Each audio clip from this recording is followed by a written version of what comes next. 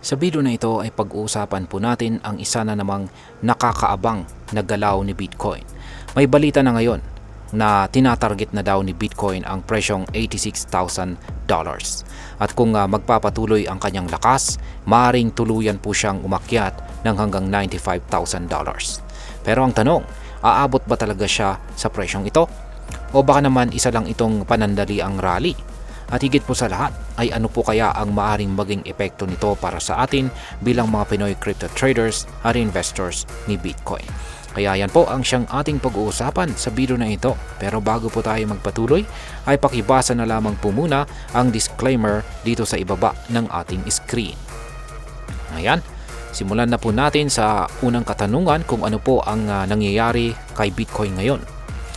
Sa ngayon, si Bitcoin po ay gumagalaw sa presyong mga $84,000. Yan, $84,883. At nagpapakita po ito ng halos 1% na intraday na pagtaas. Sa simpleng salita, unti-unti siyang umaakyat at nagpapakita ng sinyales ng recovery or pagbangon mula sa nakaraang pagbagsak nito. Sa chart, yan, may tinatawag po tayong falling wedge pattern. Yan po yung chart ni Bitcoin. Yan, Bitcoin USD trading pair po ito. Ito po ay sa daily chart time frame. Mula po ito sa datos ni Bitstamp. Yan, dito po sa chart ay nakikita po natin yung falling wedge pattern kung saan ay binubuo po ng dalawang kulay green na linya. Yan, isa po itong technical pattern na madalas na nagiging senyales ng paparating na breakout. Ibig sabihin ay maaring malapit na muling umakyat si Bitcoin ng malaki. Pero sa bawat pag-akyat, may tinatawag na resistance o balakid or harang. Sa kasong ito ay nasa $86,000 ang strong resistance level. Ilang beses nang sinubukang butasin ito pero laging nabibigo si Bitcoin. Kaya ito ang tinitingnang susi. Kung mababasag ang resistance na ito, pwede na tayong umasa na baka akyatin ni Bitcoin ang presyong $95,000. Ngayon ay paano po sinusuportahan ng technical indicators ang posibilidad na breakout?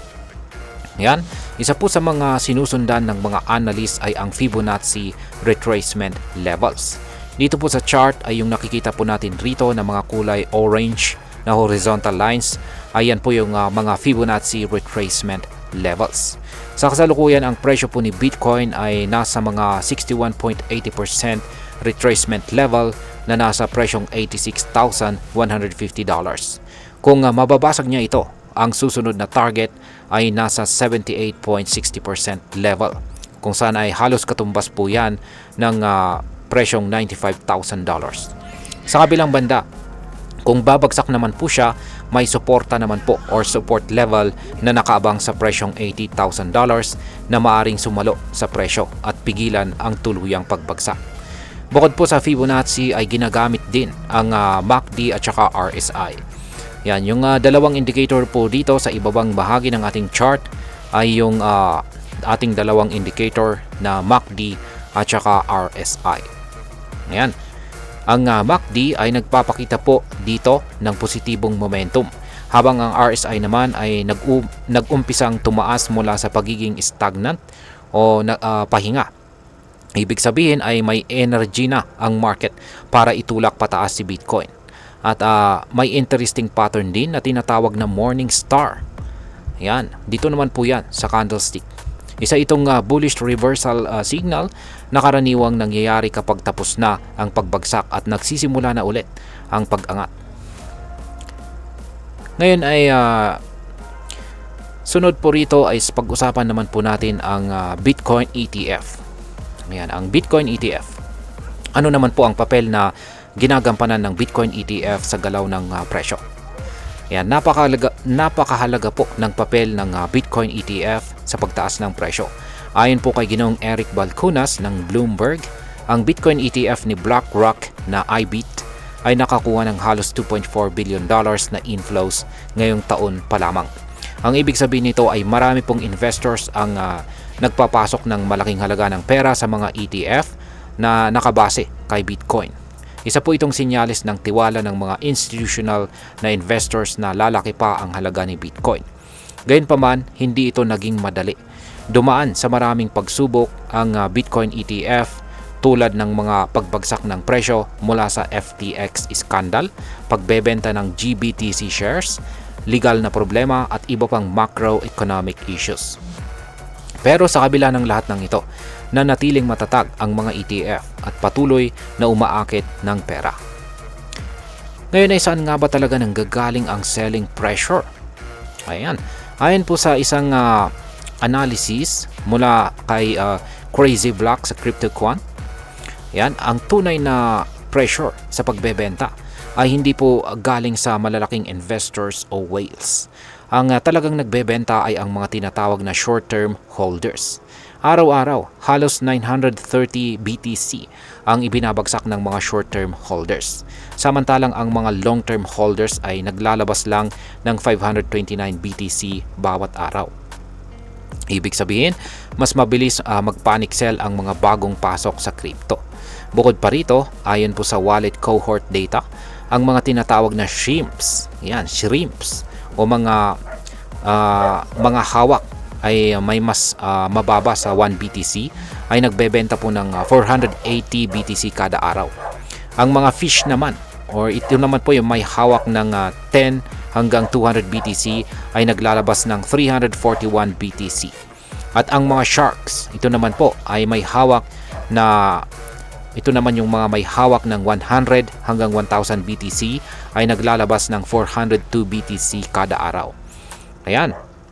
Kung iisipin po natin, ang mas maliit at mid-size na investors ang dahilan kung bakit bumababa ang presyo sa mga araw na ito. Hindi ang whale ang siyang may kasalanan. Bagkus, ito ay resulta ng takot at pressure mula sa mga hindi sanay sa market volatility.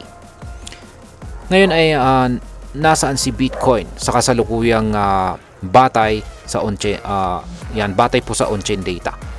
Nasaan po si Bitcoin ngayon base sa on-chain data. Ayon naman po kay Ginoong Ali Martinez, isa po siyang kilalang crypto analyst, si Bitcoin ngayon ay nasa isang crucial crossroads gamit po ang in-out of the money indicator. Nakita po na ang presyo ay nasa pagitan ng dalawang malalakas na supply zones. Ang unang demand zone ay nasa pagitan po ng $81,411 hanggang $83,868, kung saan ay may hawak na 709,000 BTC mula sa halos 950,000 na addresses. Ang pangalawa naman ay ang overhead supply zone. Mula naman po yan sa $83,975 hanggang $86,432, kung saan ay may hawak na 718,000 BTC mula po sa 1.35 million na addresses. Kapansin-pansin na mas maraming tao ang nasa selling side. Pero kung mababasag po ang $86,000, pwede po tayong umangat papuntang $96,000 na zone, kung saan ay may hawak na 745,800 BTC mula po sa 1.19 million na mga addresses. Ngayon ay pag-usapan naman po natin ang posibleng maging epekto nito para sa atin bilang mga Pinoy crypto traders at investors ni Bitcoin. Para sa atin bilang mga Pinoy na nagko-hold o nagti-trade dito kay Bitcoin, ito ay isang napakahalagang yugto. Kung aabot nga si Bitcoin sa presyong $95,000, siguradong magpaparamdam ito sa buong crypto market. Halos lahat ng altcoins ay sumusunod sa galaw ni Bitcoin, kaya may posibilidad din na tumaas ang mga hawak nating ibang mga token. Pero paalala lang, mataas po ang volatility ngayon. Kailangan nating mag-ingat at huwag po tayong basta-basta pumasok dahil lamang sa FOMO or fear of missing out. Mag-research muna, alamin ang support at resistance levels, at huwag po tayong mag-invest nang hindi natin kayang mawala. Bilang panghuli ay ang masasabi ko naman tungkol dito ay ang sitwasyong ito ay parehong exciting at saka delikado. Nakikita natin ang lakas ng institutional support sa pamamagitan po ng ETF. Pero kasabay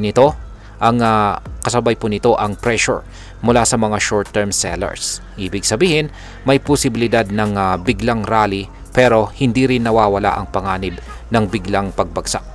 Kung titingnan natin sa malawak na perspektibo, ito ay parte ng normal na market cycle. Ang mga shakeouts ay healthy, Yan, maganda po yan sa market para masala kung sino ang tunay na may tiwala kay Bitcoin. Kaya kung ikaw po ay isang long-term believer kay Bitcoin, maganda ang momentum ngayon. Pero kung isa kang trader, kailangan mo pong bantayan ang mga susunod na galaw at huwag pong magpadala sa hype. At ayan, hanggang dito na lamang po tayo sa video na ito mga ka-crypto. Marami pong salamat sa panonood. Ingat po tayo lagi at God bless po sa ating lahat.